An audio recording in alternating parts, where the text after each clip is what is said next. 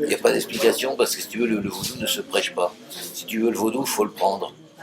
Personne ne te pousse à avancer dans le vaudou, tout ça. Il faut que tu ailles le chercher, il faut que tu le prennes, il faut que tu le voles. Il y a 2 ans, tu m'avais permis de filmer ton intronisation de Uno. Tu m'avais dit que le vaudou ne se prêchait pas. Aujourd'hui, peux-tu m'en dire un peu plus ?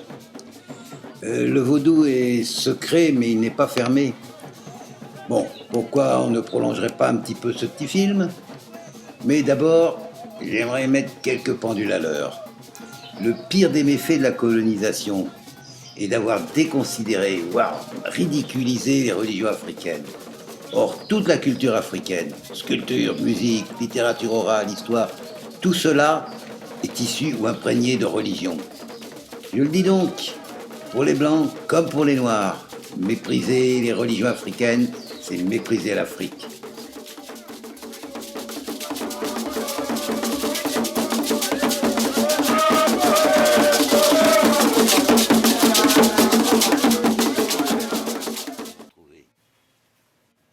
Le signe que nous avons trouvé est Gbemeji, et il est favorable.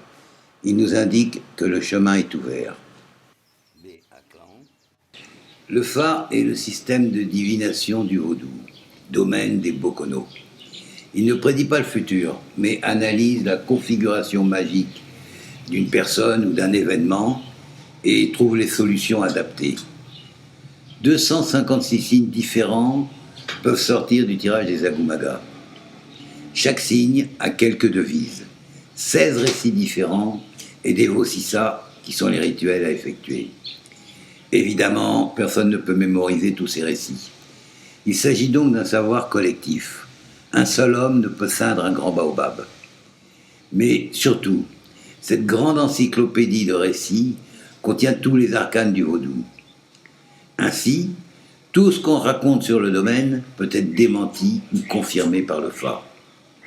Le vaudou est une religion structurée. Et on peut comprendre à l'écoute de tous ces récits que le vaudou est une religion morale comme toutes les autres. Ne pas tuer, ne pas voler, respecter papa-maman, etc., etc. C'est à juste titre que les ethnologues ont basé leurs travaux sur le Fa. Cependant, le Fa ne pratique pas la transe et les Bokono ne connaissent pas les secrets des vaudous.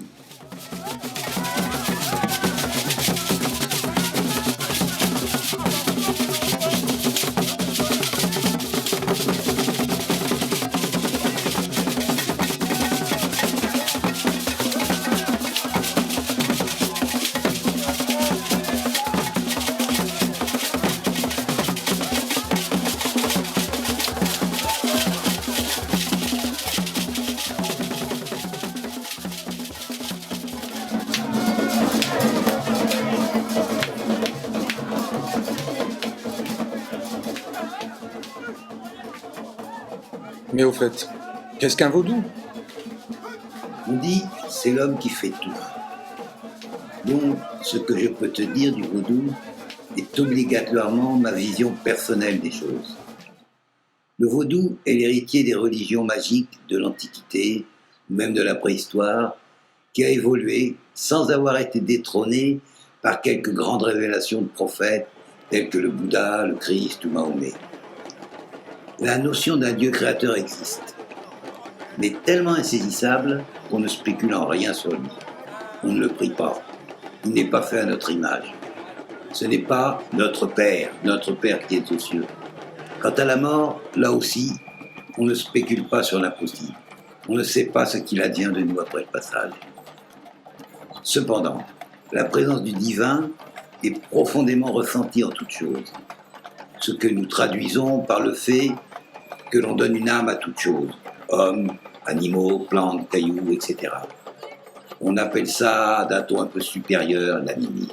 Bon, de même, on ne sait pas ce que sont devenus les défunts, mais on sent en permanence leur présence qui aide, conseille, protège. On appelle ça un culte des ancêtres. Mais le vaudou est essentiellement le culte des vaudous. Un vaudou est une notion plus abstraite que l'image qu'on en a. Ce n'est pas un dieu, ni un saint ou un ange. Je dirais que c'est un morceau d'au-delà, une parcelle de l'infini divin que le grand tout laisse parvenir jusqu'aux hommes. Les anciens ont su les deviner, les contacter, sans faire des alliés. Appartenant au monde immatériel et irrationnel, il a bien fallu trouver des systèmes pour les amener jusqu'à notre monde matériel. On dit, si Dieu crée toutes choses, c'est l'homme qui leur donne un nom. Les vaudous, comme les hommes, ont des caractéristiques, des qualités, des défauts, des préférences. C'est ainsi qu'on les attire, en leur donnant une représentation matérielle qui leur convienne, en leur offrant des nourritures ou des parfums qu'ils apprécient. Cet aspect très matériel peut donner l'illusion d'une idole, ce qui n'est en aucun cas. Des sculptures, antennes provisoires, sans rituel, ne sont que des morceaux de bois ou de terre.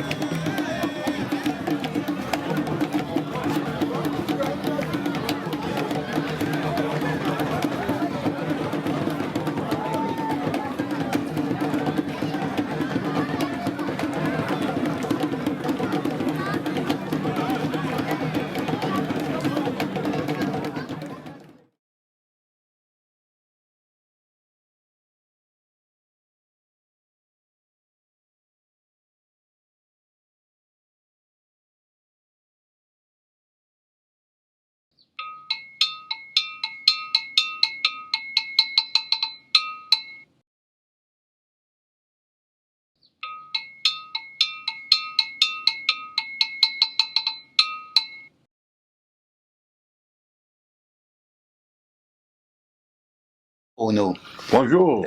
permets-moi de te présenter à la caméra. Tu es Toigbe Uno Agbusumono Dekon. Oui. Et tu es le président d'honneur de l'association des Flimani Koku, qui regroupe à peu près 60 couvents tout autour de Lomé jusqu'au Ghana. Ton père et ton grand-père étaient vaudounos, je sais. Est-ce qu'il y a plus ou moins d'adeptes que du temps de ton père ou de ton grand-père? Monsieur Christophe, maintenant il y a beaucoup d'adeptes plus qu'avant. Comment ça se fait? C'est étonnant. Parce que les gens sont aimés notre fétiche. Où s'est-il modernisé? Aujourd'hui, le vaudou est modernisé. Est-ce qu'il est plus facile ou plus difficile qu'autrefois? Et je crois que c'est facile maintenant. Hein. Le vaudou pourrait-il être une religion pour des blancs? Ah, vaudou peut être religion pour les blancs.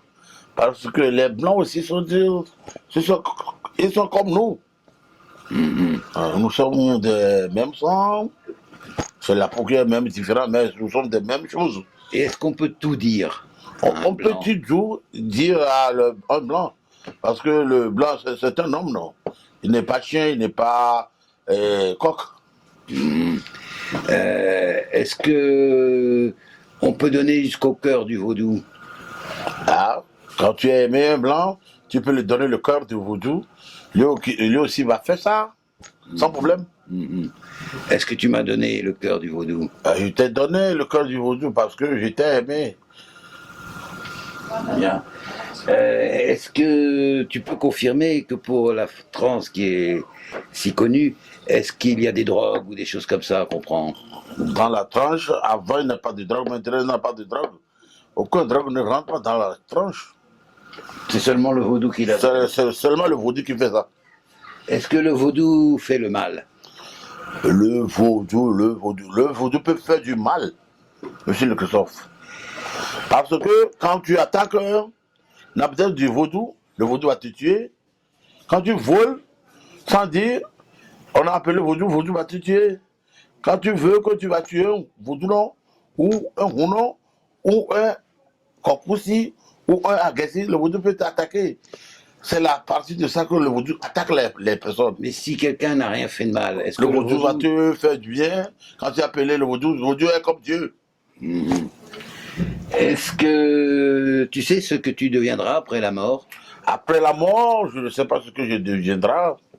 Je ne vais pas te mentir. La mort, c'est la mort. Qu'est-ce que c'est le vaudou pour toi? Le vaudou, c'est mon métier. Mon métier, c'est le métier de mon grand-père et mon père, des grands-pères. Mon père aussi a eu, on m'a donné aussi. C'est ton métier. C'est mon métier. Merci Ouno. Merci. C'est mon métier. Voilà une réponse un peu décevante pour un disciple en quête du Graal. Et pourtant, il y a là tout le cheminement de cette religion. Car quel est le métier du vaudouno? Celui d'aider les gens. Mais d'où lui vient cette capacité à aider? De son pouvoir magique. Pouvoir qui lui vient de ses efforts à apprendre et à pratiquer sa religion. Ici, notre quêteur du Graal retrouve sa ration de mysticisme, mais nuancée d'une nécessité impérieuse d'efficacité, que seule la magie peut réaliser. Les actions magiques ne s'inventent pas tous les jours. Elles se communiquent de maître à disciple depuis la nuit des temps. Elles sont très variées. Outre les vaudous, il existe de nombreux baux, instruments de ce qu'on appelle la sorcellerie, mot qui a le même double sens positif ou négatif que chez nous, et qui fonctionne avec le pouvoir du vaudouno. Toutes ces techniques sont secrètes, mais il existe des rituels publics, comme les sacrifices au vaudou ou les transes des cérémonies.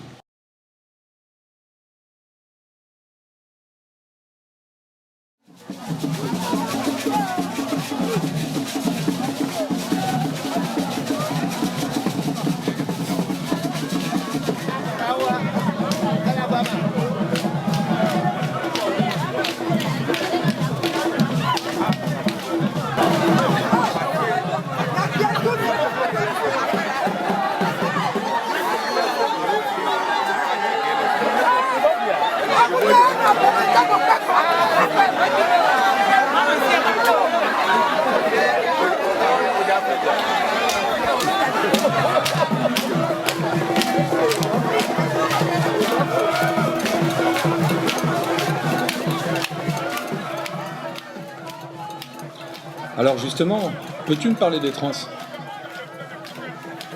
Il y a là quelques secrets, mais on peut dire certaines choses. La transe est un phénomène très complexe. Elle peut être très légère ou très forte, jusqu'à des états comateux. Elle est différente selon chaque vaudou et selon chaque personne. Elle ne nécessite pour venir que d'avoir été initié. Même les tambours ne sont pas nécessaires. Il n'y a pas deux trans identiques pour celui qui les vit.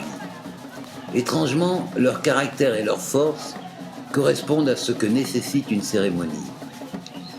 La transe est un art, et au fur et à mesure que l'on avance, on acquiert une certaine maîtrise qui permettra d'en tirer un meilleur profit. Ce qui se passe alors dans notre perception, on n'en parle pas. Ce qu'amène le vaudou vient du monde de l'irrationnel, et les mots n'ont plus de sens. C'est là où est situé le pouvoir, et non vers le cerveau rationnel, que se situe l'apport. Cependant, la transe peut s'exprimer par la danse. Mais c'est un langage propre à l'Afrique et difficile à saisir pour les Européens.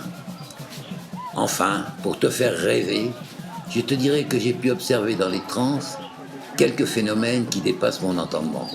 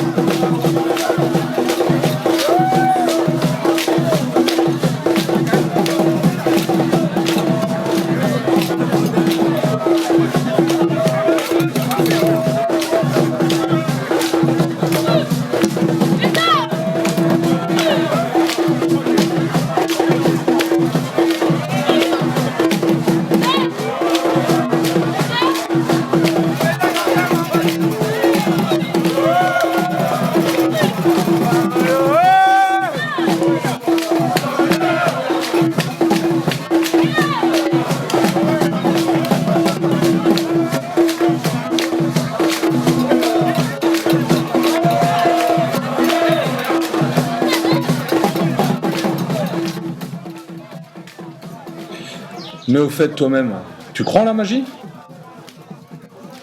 Il ne suffit pas de croire en la magie, il faut la constater.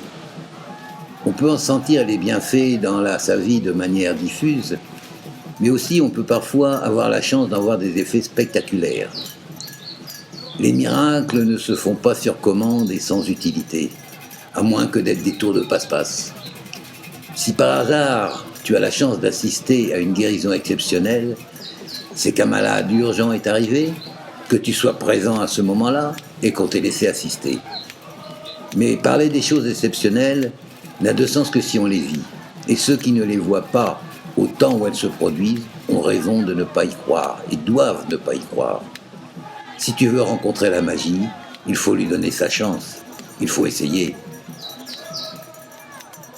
J'ajouterai que, guérissant l'âme avant le corps, les vaudounos ont développé une science de la manipulation de l'esprit, bien des siècles avant que nous découvrions les sciences psy.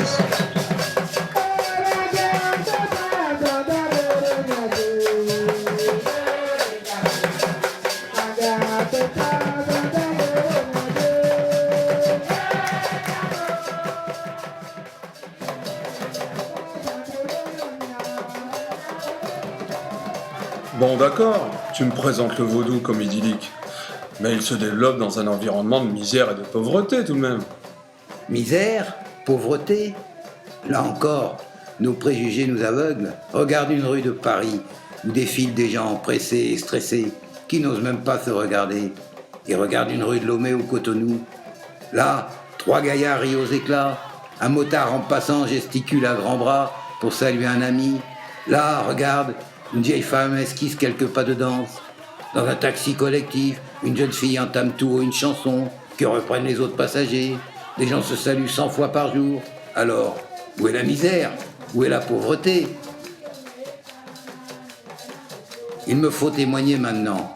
Les valeurs du vaudou sont universelles.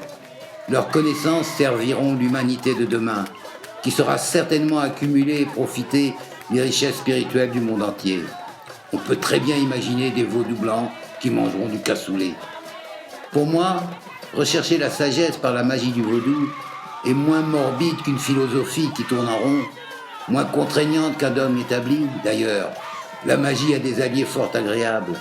Rituels colorés, danses, chants, l'amitié d'un maître et de toute une confrérie, l'imagination, le rêve, la poésie. Certes, il faut garder les pieds sur terre, et les souffrances, la maladie, la mort ne disparaissent pas. La magie ne peut les éliminer, mais elle les soulage toujours. Et surtout, la magie vaudou porte toujours l'espoir. L'espoir de changer notre destin et d'améliorer notre sort sur cette terre.